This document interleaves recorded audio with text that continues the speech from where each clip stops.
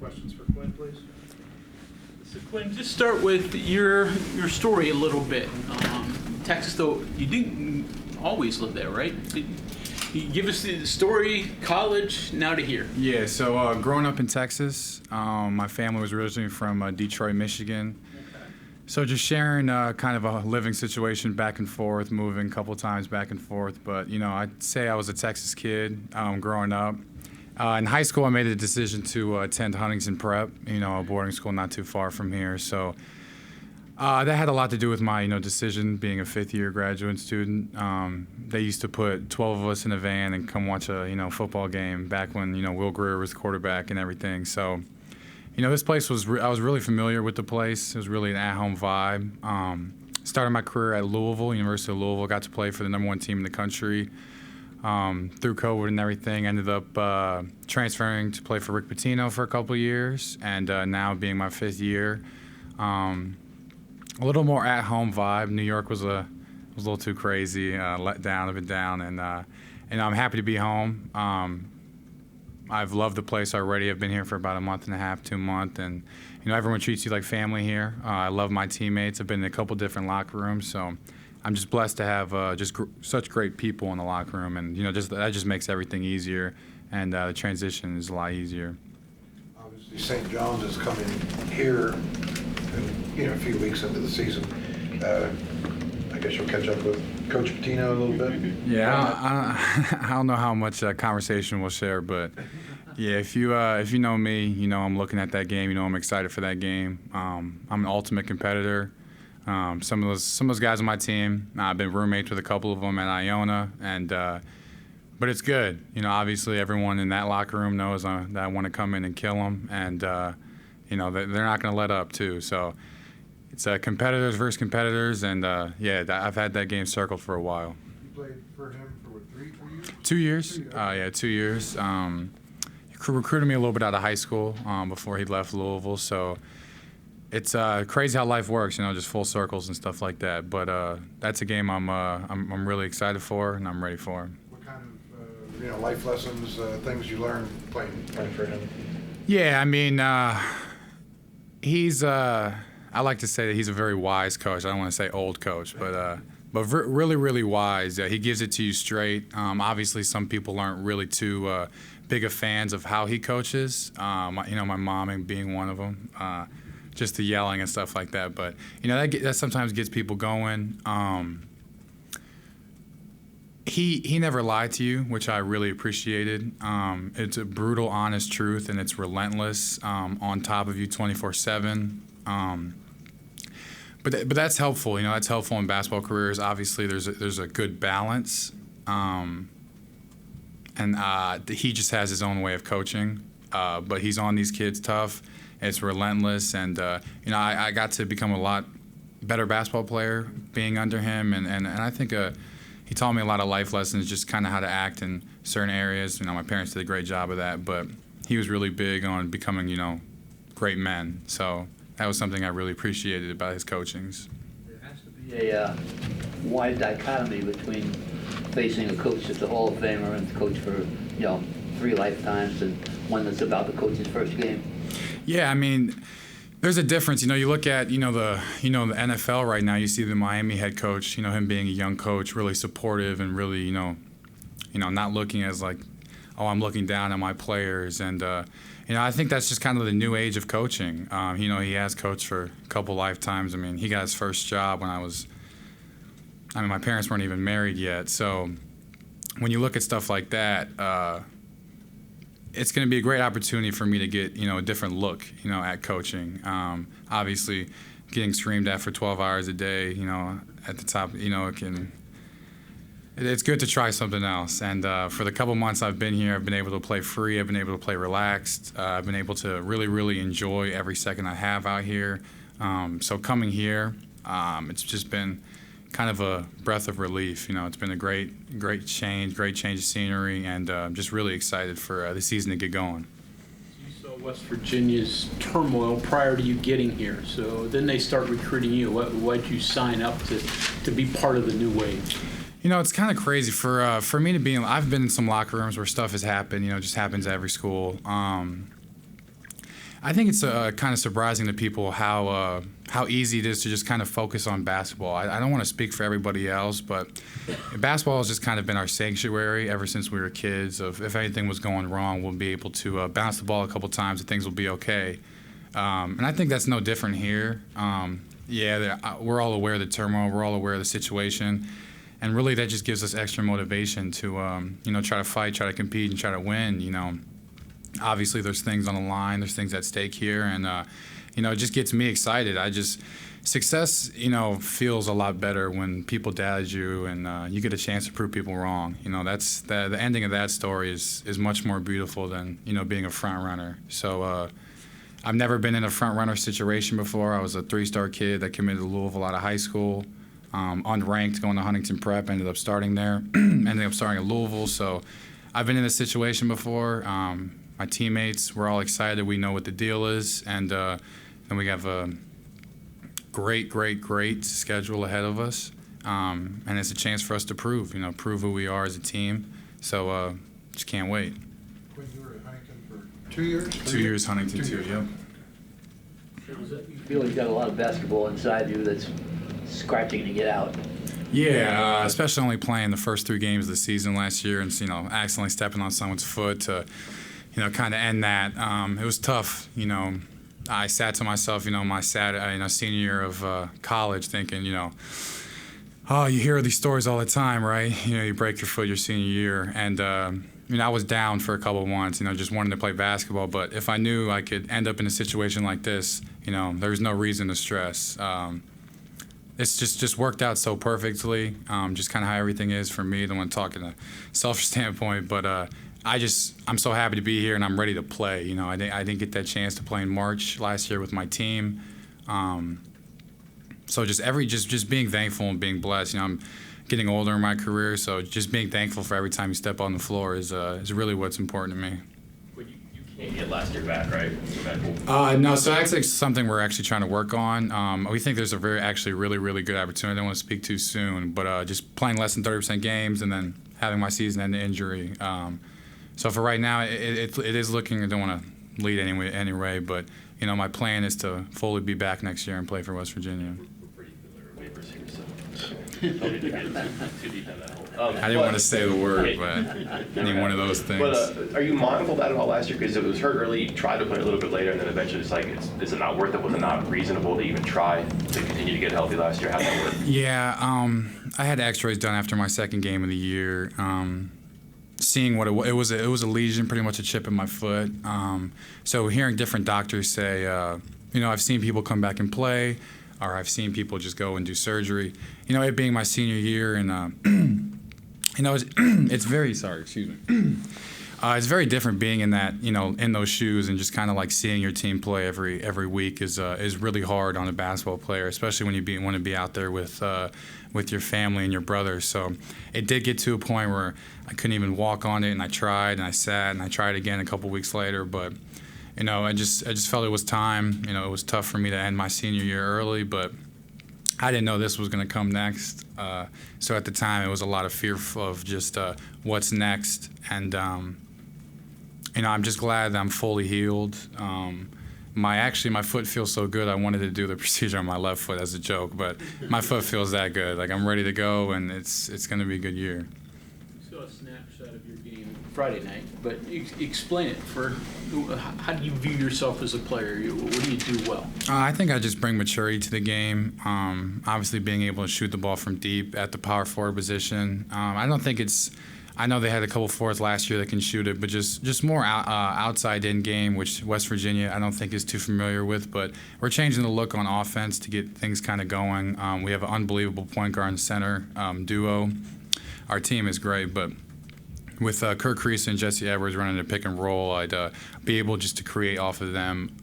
Kerr is a magician. That's one of my best friends. I don't like to tell him this often, so I keep him humble. But he's a magician. The stuff he does with the basketball, I cannot believe. The ball has almost hit me in my nose like 4 or 5 times this year, just because I can't even believe that pass is coming. It's behind the back passes. It's like magic off the backboard. But we go at his pace. It's his team.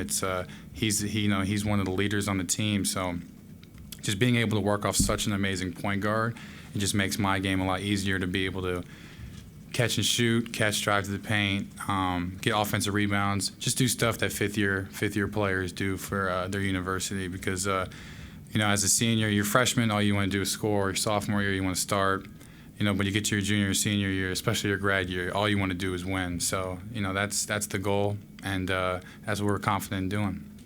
Jesse, I guess you would have crossed paths with him when you were at Louisville. He was at Syracuse. So what was he like then? What's he like now? It's actually funny. So we played Syracuse. I like to remind him about this. We won by 30 at home.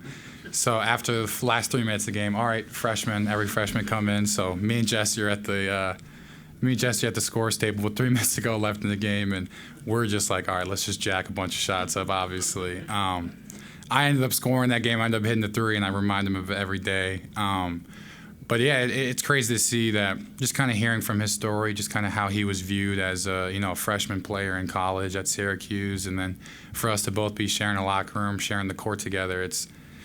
I like to look at those things. It's beautiful. Like, the game is beautiful to get everybody together, and I look at Jesse.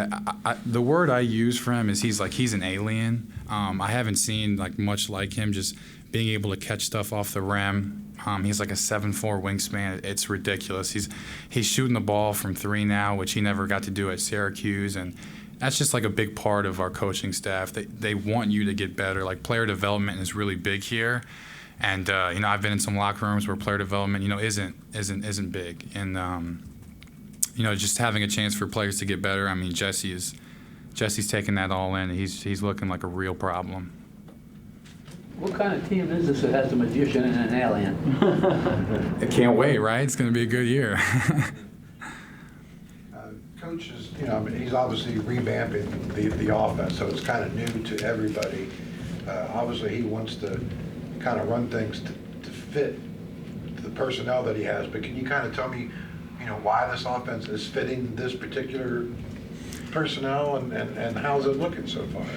I can speak from my standpoint, just from what you guys saw last couple days ago, just being able to shoot the ball. Our 4-out offense is just continuous movement with just amazing passes. When you have a big as mobile as Jesse that can step out, catch passes to relieve pressure, and just to get Kerr going downhill in the places he needs to be. And then you look at the other side of the court. I mean, with Raekwon Battle, I haven't said his name yet, but just an unbelievable athlete and even better basketball player. I think it fits our play style. I think it fits every single person on our team's play style, and I think that's just unbelievably smart as the coaching staff. I've been in some locker rooms where the coach says, we're going to do it my way. This has been working for so long, and the game has changed, and it's even better when the coaches change with it. What I'm saying, just to get understanding. So the coaching staff is fully aware. Our coaching staff has all been unbelievable basketball players in their own careers. So they understand, they get the player to coach relationship. So everything like that in terms of what we like to do on the court, I think this offense fits us perfectly. Quinn, what was it like walking into a school like Louisville? They were preseason top 5, top 2 maybe, and you were number 1 before long. That's quite a shock right away, I guess. But yeah. Yeah, no, it was a lot coming in. I definitely would, I think looking back, me maturing after a couple years, I'm not sure I was ready for it at the time. Being in a city like Louisville, same thing as Morgantown. Now, when it comes to athletics, they really have support for the school. So, immediately coming in, being number 1 in the country, at 18 years old, walking into restaurants, taking pictures all the time. I started to, kind of forget some of the things, the reasons why, I loved playing basketball. And it was good for me to go to Iona, just kind of reset, really focus on basketball, and get coached how I needed to, that tough love. And so to come back around, my 5th year, I would confidently say that I'm ready for everything that's coming. And it was a lot at first, but it was a great year. And now I've learned to become just really more focused on winning games, basketball, and we have a great opportunity here as a team. So we're going to take it. You see the pieces that make up a number 1 team, and not that it's the same everywhere, but you have to have a certain I don't know, pecking order or rank, I guess. And then here you have, it sounds like a lot of pieces that could work well. Yeah, no, I think most importantly when it comes to success of teams is age, and we have that, and it's experience, it's playing, and you look at all 5 of us. I mean, people have played in March. People, I mean, Jesse the Sweet 16. Kirk Risa was the starting point guard for 3 years at Arizona, who was #1 in the country the whole last year. Raekwon Battle scoring 27 points in the tournament to take his team to March Madness. I'm a 2-time conference champion winner with being on the #1 team in the country, and guys that have just been in this locker room, they've won games, and that's the recipe when it comes to. You ask players like, oh, what do you like to do? But some people just kind of figure it out and just do whatever it takes to win games, and that's who we have in our locker room, and it's good when everybody's on the same page. When you first went to Huntington, so Texas to Huntington, I'm sure that's probably a little bit of a transition itself. What did you kind of learn about the state, the area back then as a younger guy? I would say I didn't take in all of its beauty. I was 15 years old. I was too busy crying, missing home. I think sometimes I feel like I beat myself up for leaving home too early. But it brought me here, and I can just thank God, if God put that in my head to tell me to go to Huntington Prep. But everything worked out, and so when we look back at my West Virginia, if I didn't go to Huntington Prep, after my St. John's, transfer, would I have even thought about West Virginia? Like, who would know, And so for me to just be so happy, I haven't been this happy in 5 years of playing basketball. And for me to be this happy, I can thank God, just thank my parents for just kind of how situations and some of those things work out. Arkell Bruce just runs an amazing program at Huntington Prep, so I was able to get that college experience and, committing to Louisville as a redshirt and then them taking it off of me my freshman summer. I think a lot of that had to do with, Arkell Bruce, how he runs things over there, and just kind of how ready they got me. So Huntington Prep was a huge blessing, to my career. So many new pieces on this team. Getting the chemistry on the court and off that you need, has that been a challenge? Going back to just the kind of kids in the locker room, we have high character kids. I'm sure you guys have talked to a few kids, but some of these kids, they're the funniest kids I've ever met in my life, and it's just easy to hang out. So whether it's we all go to the girls' soccer game together, we all hang out, we go to Cheat Lake together, we just enjoy each other's company, you know what I mean? And it just makes it easier. So when you have a great weekend of hanging out and just doing, just kid stuff, and they come to practice on Monday, you kind of look at each other and you're like, that's my brother, that's my family. So just looking out after each other's back, I mean, you have so much love for that person that it's just almost like you don't want to let your teammate down. So I will box out, I will dive on the floor because it just means that much to us. And it's just, I don't want to slap my brother in my face by not working as hard as I can on the court. So I think everyone's aware of that. And we just we get along very well. Coach was just talking about when you guys went paintballing a couple weeks ago. Yeah. Are you a good shot? Yeah, I'm not bad. I like to play a little strategic. Some people are a little more crazy than me, but it was so funny to see. We had Ofri's father come in. I think he had some military history. And you think you win the game and someone jumps from a tree roof 10 feet on the floor and shoots you 100 times. It was funny, but just stuff like that. We had a blast. It was we just have a lot of bragging rights in our locker room and stuff like that. It was coaches versus players. I don't even have to tell you who won. We're a little more agile, so it was great. And we do stuff like that all the time. We're actually thinking about going to a haunted house. I'm open to suggestions, but tonight as a team and just doing stuff like that. It's a great time. It just makes West Virginia, it makes my experience here that much better. Was that Ofri's dad in the ghillie suit? Or who was that? No, that was Raekwon. Okay. A couple kids decided just to go all out for paintball and go shopping and spend $100 on cool gear and stuff like that. I just wore my Detroit Lions sweatshirt and got it going. Quinn, thank you. Thank you guys so much.